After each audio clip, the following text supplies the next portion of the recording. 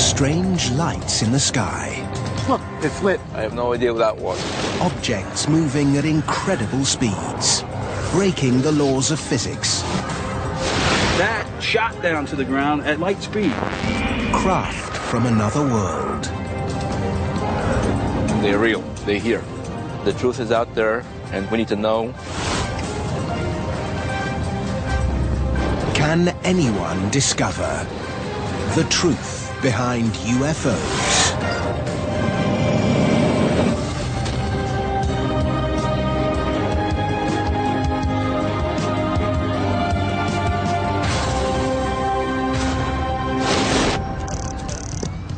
January, 8 p.m., Winsted, Connecticut. What the hell is that thing? Shoppers in a downtown mall spot something in the evening sky. It's moving. You got it, Pat? The event, like so many nowadays, is recorded on mobile phones. Unbelievable. It's posted onto an internet video sharing site. It's the latest example of an unidentified flying object, a phenomenon that seems to defy explanation. I don't know what it is. Or does it? UFO sightings like this one are reported in their thousands every year, and not just in America. They happen all over the world. Airports around here, it's unexplained. From Rio, London, Paris, and New York, UFOs are a global phenomenon, a global mystery. For the past 60 years, Whoa, I'm getting a series of lights right there. I got it. wherever and whenever unidentified flying objects have been spotted in the sky, they've hit the headlines. Right now, the biggest thing on YouTube is the Israeli UFO, which was UFO on top of a sacred temple. Is that UFO? Amazing. Holy. And you can see it sitting on top of it, and then it just shut off at light speeds. I looked at a video many times. I think it's real. UFO sightings like these fire the imagination of enthusiasts all over the world We've seen them in Mississippi like this, but never. and fuel investigations to discover what these mysterious objects really are.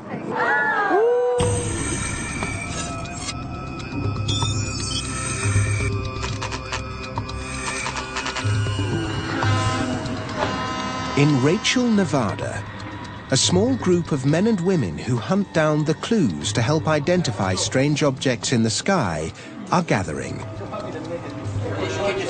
Leader of the pack is Alex Podovich. We actually hunt UFOs. We have regular meetings that we go out in the field, and we set up our equipment and cameras, whatever we have, and we watch the skies. And sometimes you do see very strange things in the sky. Unusual objects in the sky like this are what these guys spend hours analyzing. A UFO is something that you cannot identify. It could be our own or it could be alien. It's just an object in the sky that you can't tell for sure what it is. You know, a lot of people associate it with the alien craft, but it's not true. It could be anything in the sky. That's what the term means.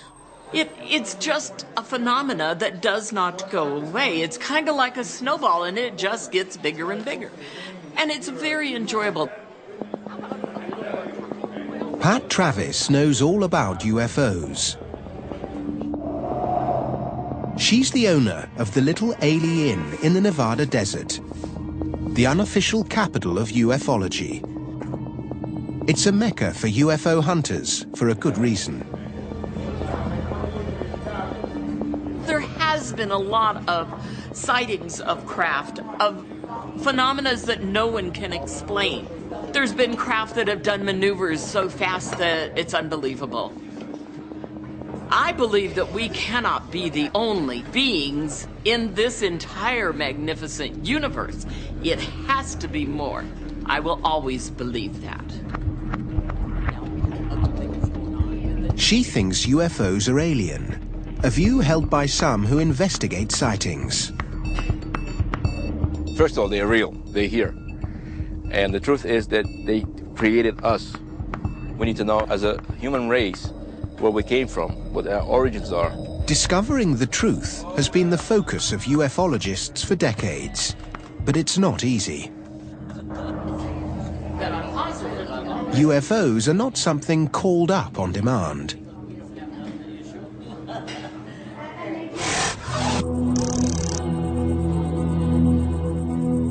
The holy grail for UFO hunters is finding a real flying saucer, or a ship, I should say, taking pictures of it, touching it, or getting a physical alien that you can shake hands with and take pictures.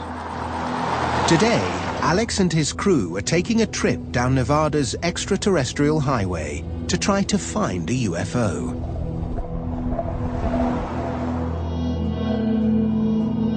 It is always an excitement to go out on a hunt. It's another possibility that I may find something that I've been looking for so many years. We are driving towards the mailbox, the infamous mailbox. They used to be black, and now it's white.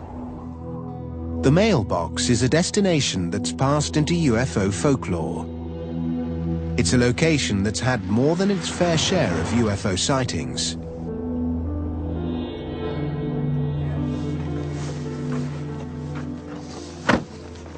This is the famous mailbox, the white mailbox.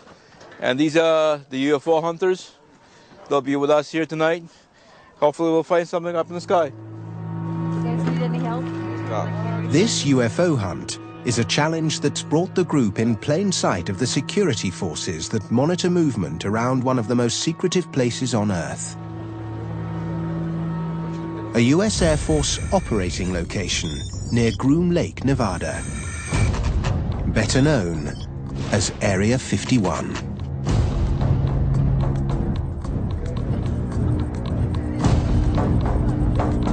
I can see a tower up on the hill, up on the mountain, and it's probably a radar out there also. Behind that ridge is the installation, and about 9 miles south of it is S4. That's where supposedly all the alien craft is being flown. It's right there. We're probably being watched right now from that tower. They know we're here, and they may show up later at night to see what we're taping. They usually do that. If they see people with cameras, they'll come out and investigate what's going on. According to ufologists, this is the place where the government keeps its flying saucers. Physical proof that alien craft are real and they're here on Earth.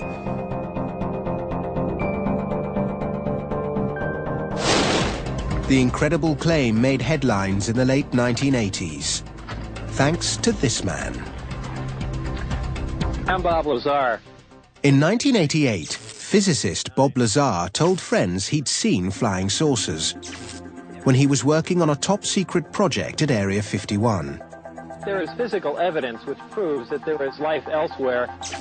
Bob's job was to see if he could reverse engineer this propulsion system. Now remember, this is the... John Lear's been a friend of Lazar's for over 20 years. He was one of the first he told about seeing America's flying saucers. I met Bob Lazar in 1988, and the first thing he said to me is, "I saw a disc today." And I'm sitting here writing, and I'm going, "What?" He said, "I saw a disc today." And I said, "Theirs or ours?" He said, "Theirs." But that vehicle is a disc, which is generally referred to as a flying saucer. And he told me that when he first saw it, there was an American flag on it, and he thought, well, this explains everything. We've got saucers, it's ours, we developed it. That's where all those rumors are coming from. But then he got to see inside of it, and there was little teeny seats, which were just about this big. And that's when it became all too clear to him that this was an alien craft. The admission by an Area 51 insider caused a media storm. Flying saucers were real and being hidden by the government. What they do is pump protons into the 115. It's my opinion that nothing we have developed has been without ET influence or technology. If UFOs and flying saucers are real and being kept in secret bases in the Nevada desert, it begs a series of questions. What are they for? And where and when did America get its hands on them? The Las Vegas UFO hunters are out looking for UFOs. They've gone high-tech. They're using a sensitive array of infrared and low-light cameras in the hope that it will help them capture images of unknown objects in the sky. This equipment is generally used for surveillance in very, very dark environments. Some of them use existing light. They can operate even from starlight. The other one is a traditional green night vision camera, which amplifies light. So if anything comes from that direction towards us and it emits light, we'll see it. Even before the cameras are up and running, Alex spots something in the sky. You can see the contrail, and that looks like probably an F-16.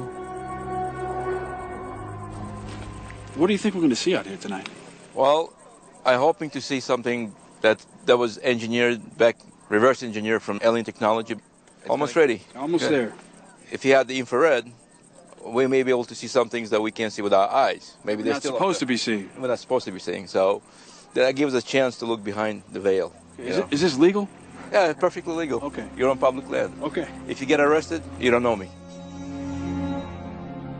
If a UFO is spotted, the hunters have the equipment to capture images of the craft in intricate detail. If they do, it will be a huge moment. We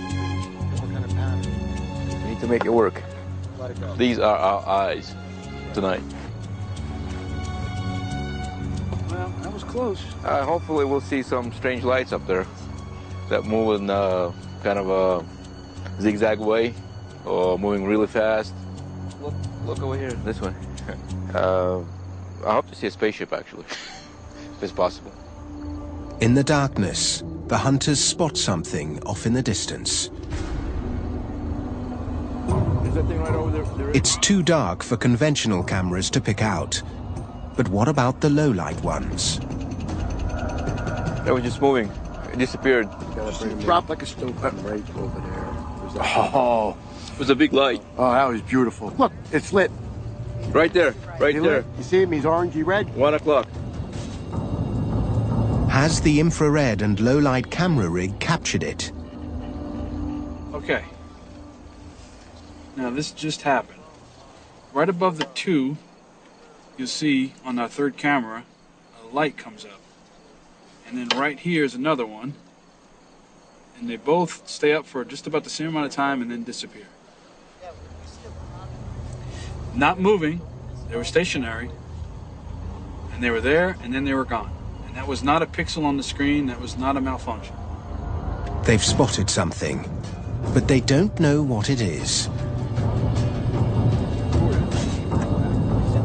They hope it could be a flying saucer they believe America keeps hidden away in the desert. It's a notion that's deeply established within UFO circles. A theory that began with the greatest and most controversial flying saucer incident of them all. July the 8th, 1947. The place, Roswell. Debris is discovered on a cattle ranch in New Mexico. But it isn't just any old stuff. Eyewitnesses say the wreckage consists of foil that returns to its shape after being crumpled up, and weird, alien-looking writing on beam members.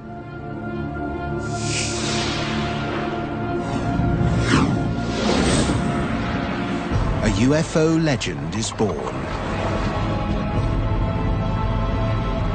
But in a U-turn 24 hours later, Roswell's flying saucer is claimed to be a weather balloon, and a controversy has raged ever since.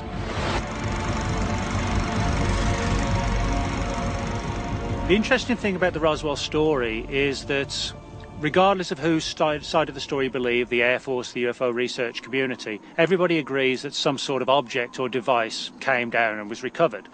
Now, the big question is, what's being covered up? But do you still get a lot of interest? I mean, do people still come out here and want to know what happened? There's still a little interest. People still come. Nick Redfern is just one of many who have investigated the most famous UFO case of them all. So, Eddie, we're pretty much at the crash site right now. Can you kind of explain? I think one of the main reasons why people are so interested in and fascinated by UFOs is primarily because there's always a yearning for people to look for mysteries. You know, people love mysteries, whether it's UFOs, the Loch Ness Monster, Bigfoot, ghosts. People love a real-life mystery. And I think when, as I do believe with UFOs, there is a genuine mystery, that makes it even more intriguing. No physical proof that a flying saucer came down in New Mexico has ever been produced. But the rumors that one did began a modern mythology.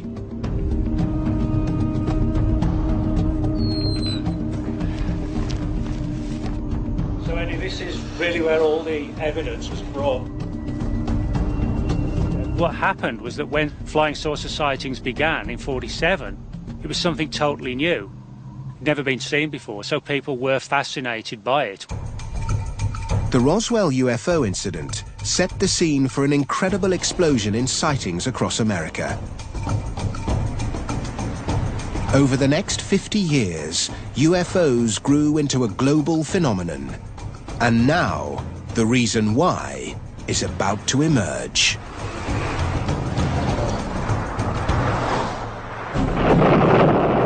The late 1940s marks the start of America's fascination with UFOs.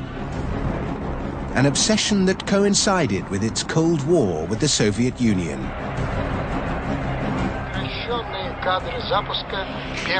It was a period when America started seeing a lot more unidentified flying objects. The biggest trauma for post-war America in the 50s was the appearance of Sputnik in the sky. Once you get a space race starting, you begin to get this huge rash of UFO technologies being sighted. The atomic age and the space race fed an increasingly popular sci-fi genre. And soon America was awash with B-movies featuring UFOs and invaders from outer space. With films like Earth versus the Flying Saucers or The Day the Earth Stood Still, you begin to get an absolutely clear interrelationship between the kind of sightings that you get in the real world and the B-movie flying saucers of the 1950s. In the 50s, this popular culture became reality. UFO sightings were on the rise. And the US military refused to acknowledge that they were responsible. The recent sightings are in no way connected with any secret development by any agency of the United States. But that's not true.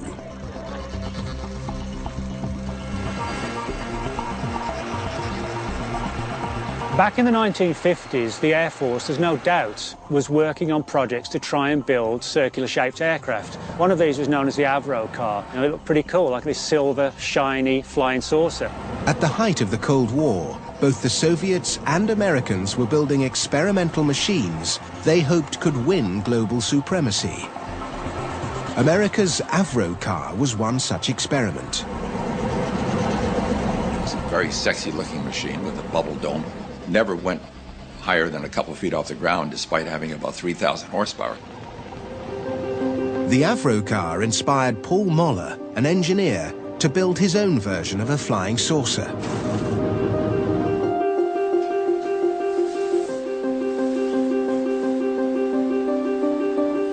I do think it invokes the image of that little Jetson type of machine that we saw in the 60s that had the bubble dome and that freedom to move around in the future the way they did. That was very big in America, and I think it drives the interest of people to do it. Well, putting this canopy down really puts you into a very comfortable world. Dr. Paul Mahler flying the M200X. Paul Moller is one of only a handful of people who can claim to have flown a real flying saucer. The OMC rotary engines developing. It's truly a magic carpet sensation. When you're in a helicopter, there's a lot of vibration, number one. And number two, you have the sense you're being lifted from above. This machine here is absolutely no vibration. The rotary engine is like a sewing machine engine. The power comes from below you. And it's a totally different sensation, not supported by anything that you sense. It's really amazing. It's absolutely magic carpet in the sensation. But in a time before widespread use of computer-assisted stabilization, these cumbersome craft carried considerable risk. Start up! The problem on Earth is the aerodynamics. The air flowing around the vehicle generates a lift configuration, which is destabilizing. Now, you can put a big tail on it, of course, and that'll make it aerodynamically stable, but what is that's kind of funny machine, round machine with a big fat tail on it. Doesn't make sense. So, artificial stabilization. When you're not dealing with the atmosphere, when you're outside of the atmosphere, of course, round is the perfect shape. Structurally, it does everything you want. It has all the right things. We just got to get rid of the atmosphere. From an engineering point of view, America's attempts to build a fully operational flying saucer in the 1950s and 60s failed. The project's success was in its propaganda value. America's UFOs were a weapon of sorts. I think one of the bigger issues relative to UFOs is the realization on the part of the military that, hey, you know, this is a phenomenon we can actually use to our advantage. If you imagine at the height of the Cold War, you subtly release information to the Kremlin that, hey, we've got a crash flying saucer, and we've actually begun to understand how and why it flies. That could actually spook the enemy. America's UFOs were propaganda tools. Never a serious military threat, their primary purpose was to mislead foreign intelligence. It acts as a good cover. The deep military projects to build highly advanced aircraft and platforms gets buried amongst a huge mass of stories of back engineering and super secret X-Files type conspiracies, and while we're all running around following them, the real military secrets gets hidden. We now know that rumors which claimed the US was developing its own UFOs were intended to hide something else. But what? Maybe the Las Vegas UFO hunters can help find the answer. They've recorded an unidentified flying object on their equipment. Now they need to discover what it is. Yeah, it's freaking out.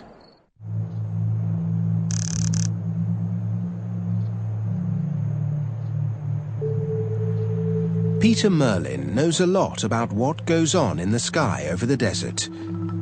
He says that evidence of UFOs in the sky can often be found on the ground.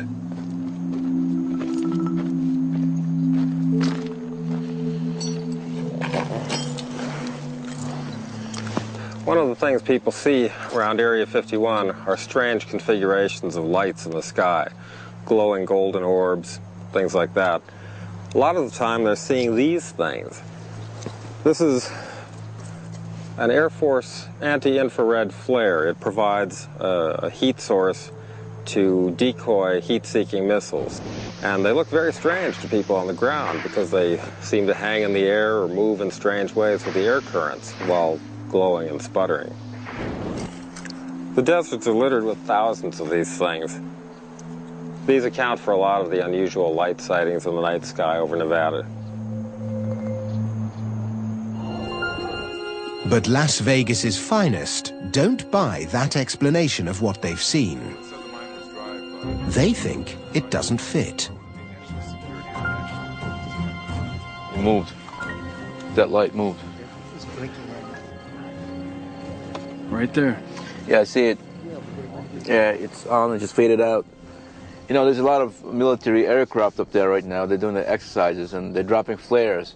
But don't flares fall down? That one did look like it fell, but it was... Flares float down. That's the nature of flares, is so it illuminates an area. They float like this. That shot down to the ground at like light speed. I have no idea what that was. Did it again. Look at that light, how it moves. It's coming back. I'm gonna rewind it right here. It's right here. I am freaking out. Nothing moves like that.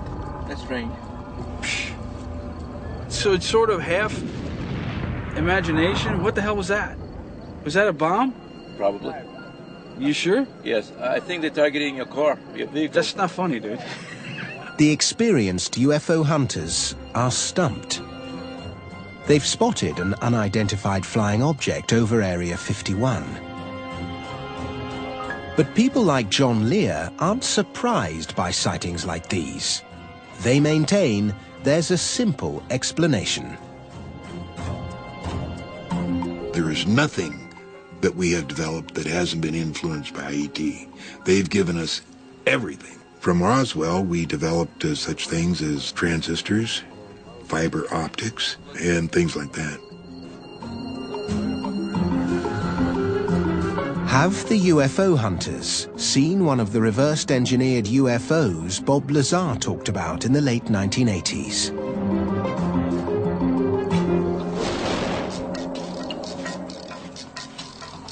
In the Spring Mountains, 65 kilometers west of Vegas, Peter Merlin's on a mission to find out. We're looking for the remains of a top-secret project capable of flying at speeds of over 2,000 miles per hour and up to 90,000 feet altitude. It was a CIA project tested at Area 51.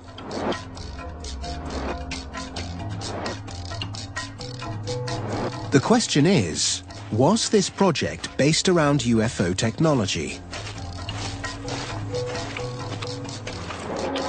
They looked like craft from other worlds, so one could be forgiven for thinking, wow, that's a UFO. Because if you've never seen something like that, then it most definitely is an unidentified flying object. Now there's a chance to discover the truth. In 1967, one of these ultra-secret prototypes crashed here in the Spring Mountains. Conventional wisdom would be that these sites would be completely cleaned up. I've talked to people who worked on the cleanup crews, and almost universally, they told me, don't even bother looking because the government cleaned up every trace. But when I go to these sites, I find that there's always something left. That is a pretty decent-sized piece of titanium. And there's a little bit of black paint on the outer surface. The airplane was painted black. This is part of a radar-absorbent structure, so this would have been one of the most secret components of the airplane. So it seems like it would be surprising to find pieces of it out here after they cleaned it up, but yet the desert is littered with it. Peter Merlin has found pieces of the most sensitive military secret of the 20th century. It's not alien, but to the Soviets at the height of the Cold War, it might well have been. It's a technology so advanced that they never saw it coming, literally.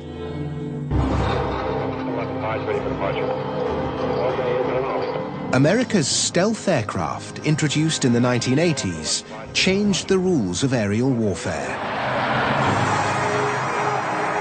Exotic in looks and performance, these ultra-modern aircraft caused a flood of UFO reports over the Nevada desert.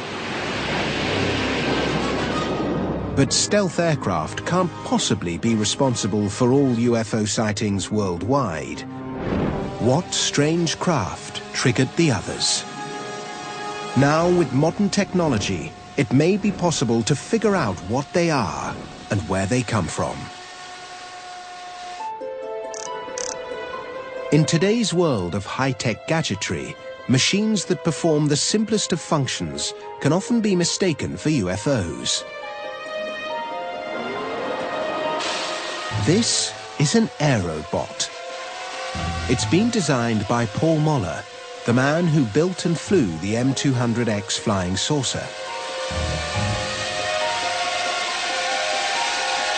Well, the Here, what I'm flying here is a vehicle that was designed for bridge inspection. It's a serious problem. How do you get up and inspect bridges or not risking somebody's life in the process of identifying cracks in the bridges?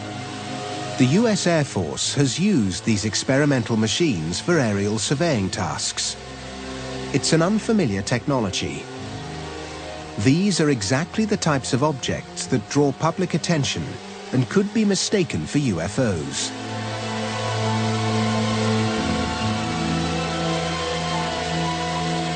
It's amazing. A lot of times we do not announce a flight of any of the things we're doing, but 5 o'clock in the morning, we start it up and there's a crowd already here. It's almost like there's some magical communication out there. Everybody wants to see it fly. It's going to be surprising, but you know everything's surprising to start with, right? It's a matter of time. It wouldn't take very long before it'd be common like everything else in our lives. To the untrained or uneducated eye, Paul Muller's gizmos could appear to be unidentified flying objects.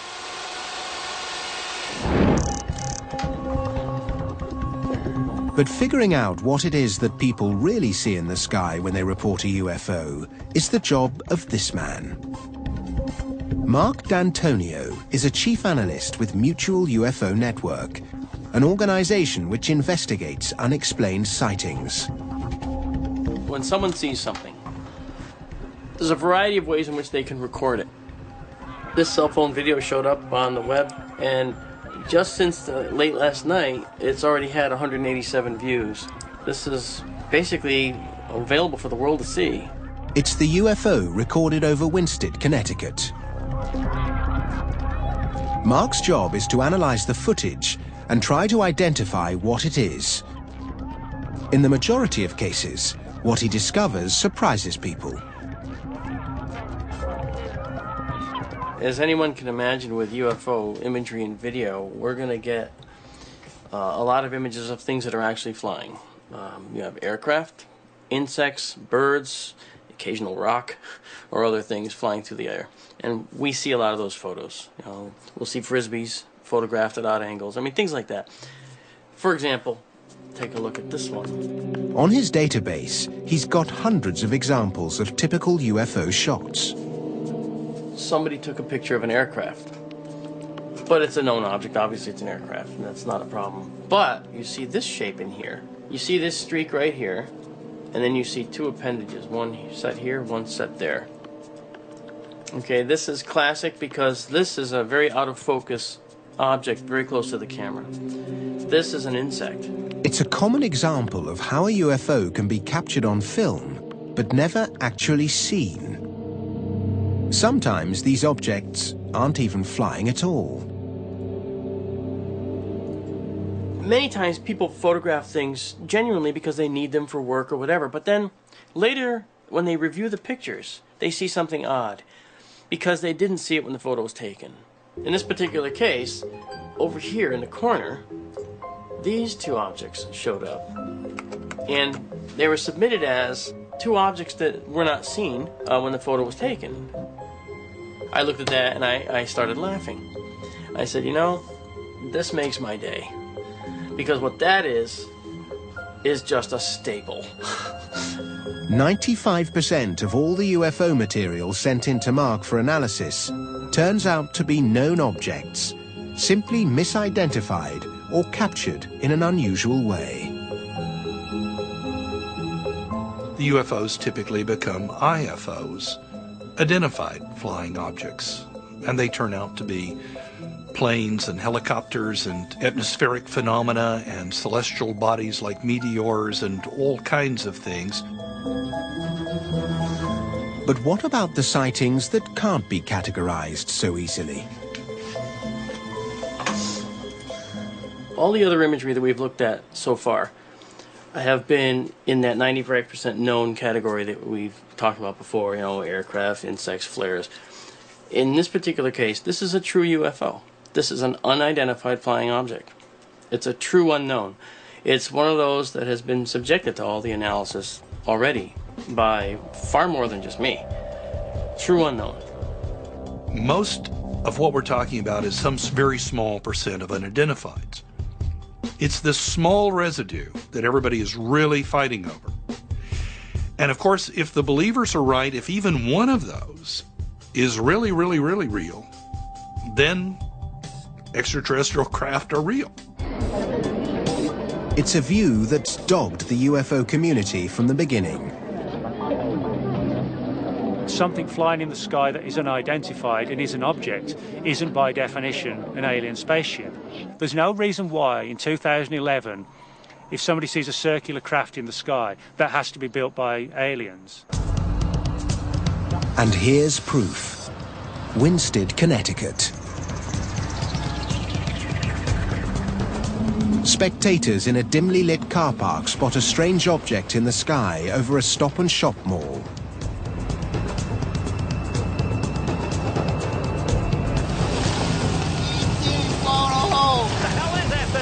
It creates a stir. The sighting is recorded on camera phones and is posted up on the internet within hours.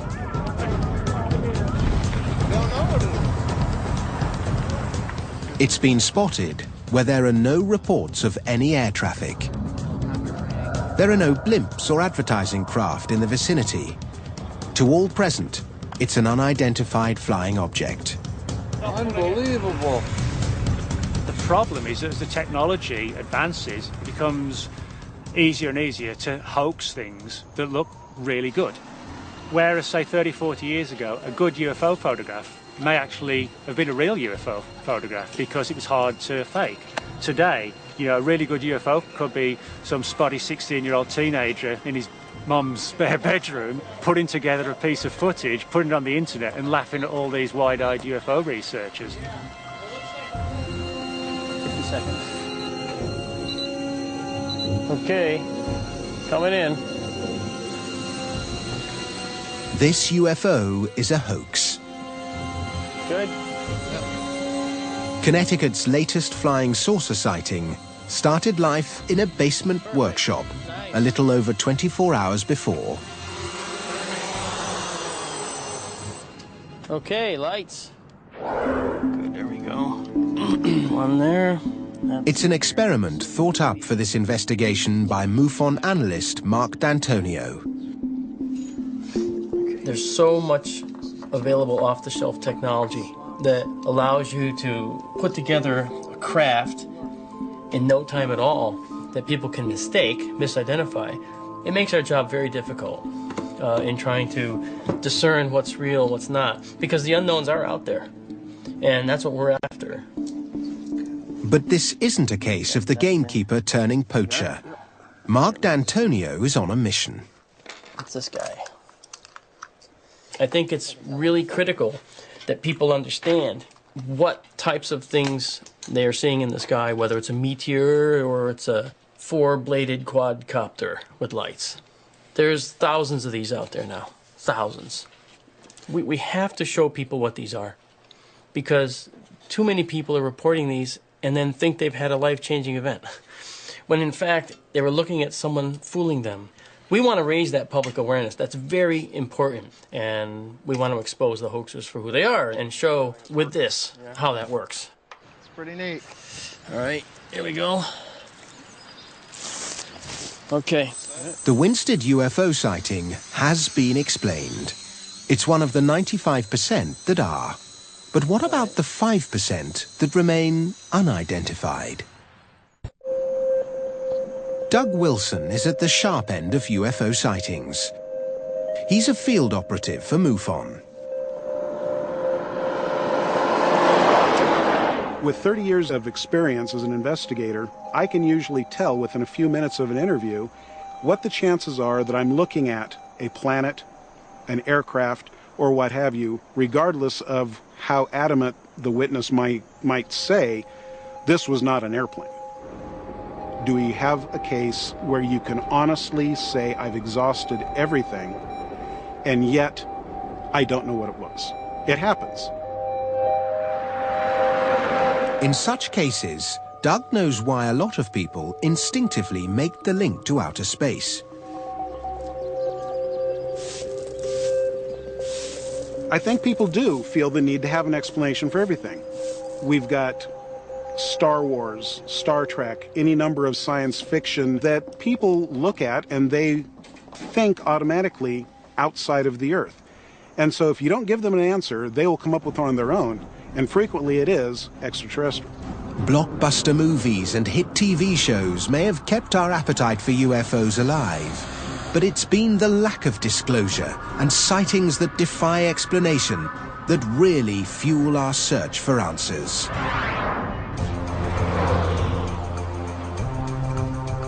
An incident 60 years ago gave a town in New Mexico a marketing dream and gave birth to an industry that cashes in on man's fascination for the unknown. But the truth is, the facts behind the Roswell incident have been released.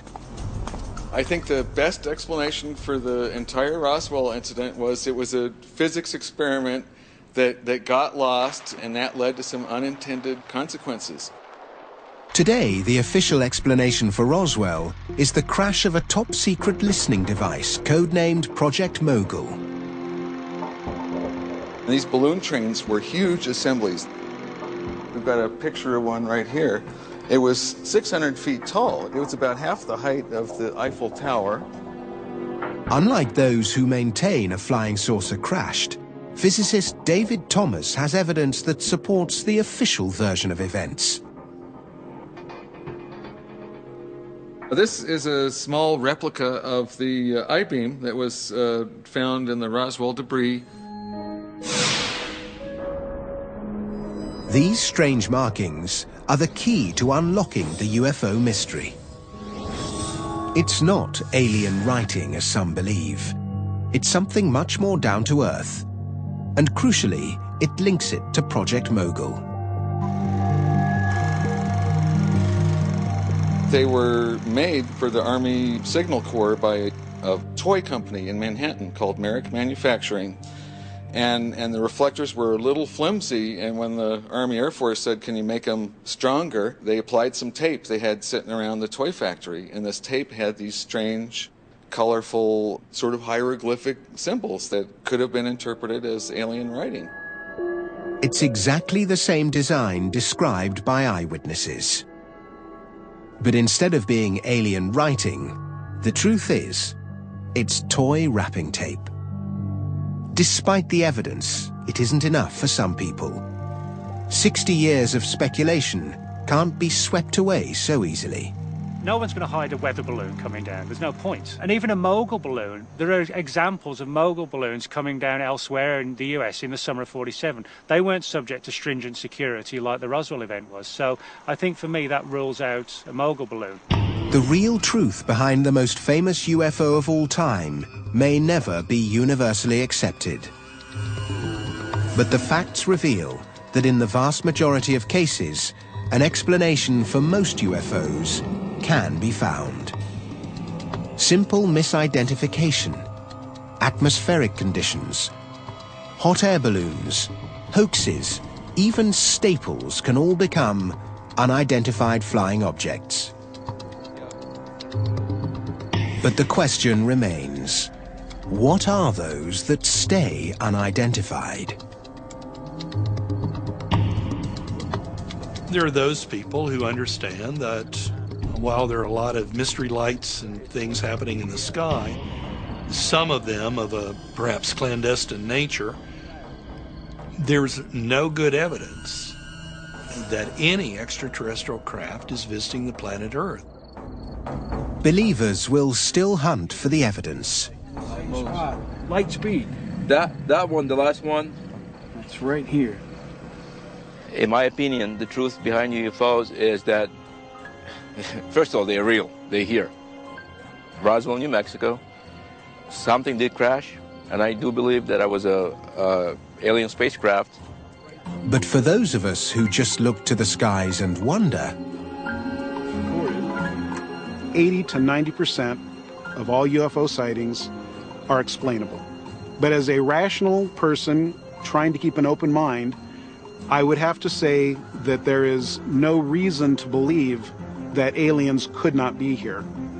It's kind of like people's belief in God. You can't prove it, but you'll be damned if you'll deny it in total. Brand new The Truth Behind explores the legend of the Loch Ness Monster at the same time next week. Stay tuned for a hunt for aliens.